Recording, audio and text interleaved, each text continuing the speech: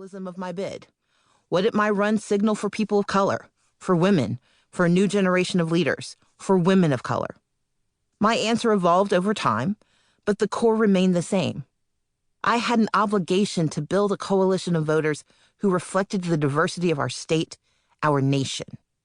I would run a campaign that began with growing the civic power of Georgians, a power I would ask them to use to help me lead the state.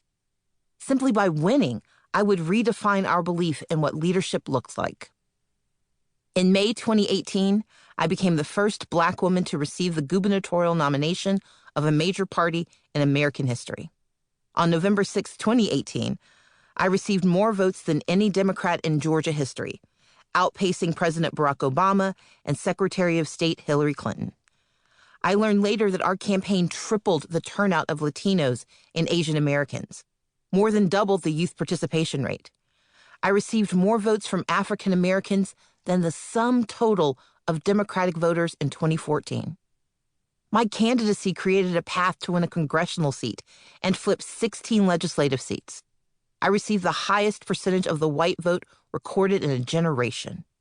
And I was within 1.4% of the man who would run the election and run against me, serving as both contestant and referee.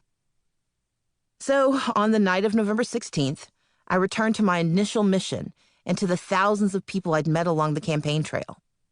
Though cliché, nothing is more profound in the act of running for office than actually talking to voters, especially those people who are too often left out of the conversation about the future. When called upon to accept that the results of the vote would not give me the victory, I accepted the math. But when told to perform the traditional dance of concession, I vigorously declined. Well, I knew that, according to the law, I had to tell my fellow Georgians their jointly imagined future would be delayed. I refused to play my scripted part, because the game had been rigged, again. This analysis isn't new, nor is it news.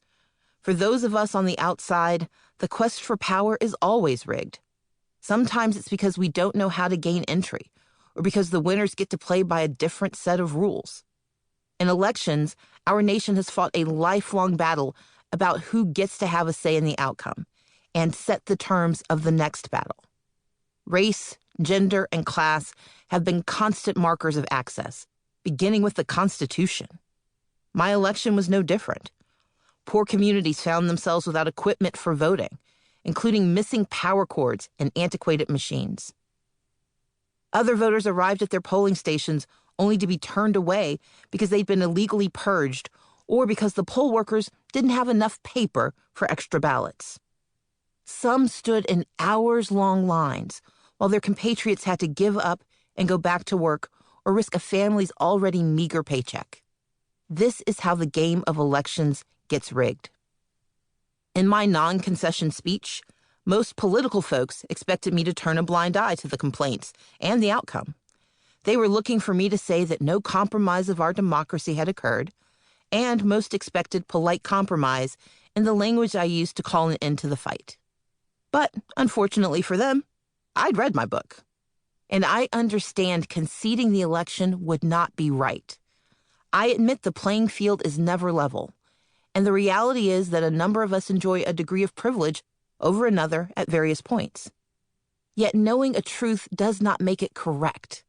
Right and wrong remain valid, real constructs, and the 2018 Georgia elections crossed the line. And I said so, on national television. I held myself accountable, as leaders must, even when the result would be snide comments, angry op-eds, and unreturned calls from former friends. This was a question of right and wrong. What's not right is giving credence to bad actions and thereby becoming complicit. That was true on November 16th, and it will be the crucible for each challenge I will face in my life, and every challenge you will face in yours. There is right and there is wrong, and it's important to distinguish between the two in every choice, in every hard moment of decision.